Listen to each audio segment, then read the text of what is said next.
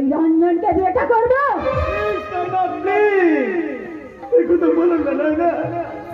আমি তো তোমাকে ছাড়া বাঁচতে পারবো না। আমি তো তোমাকে ভীষণ ভালোবেসে ফেলেছি।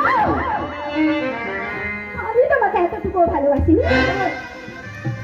তুমি আমার তুমি এতটুকু ভালোবাসো নি? না, না, না, আমি তোমাকে এতটুকু ভালোবাসিনি। এই বাড়িতে কিছুদিন থাকা টাকাপাতি বন্দোবস্ত করার জন্য আমি তোমার সাথে ভালোবাসার অভিনয় করেছিলাম। আমি বিশ্বাস করি না।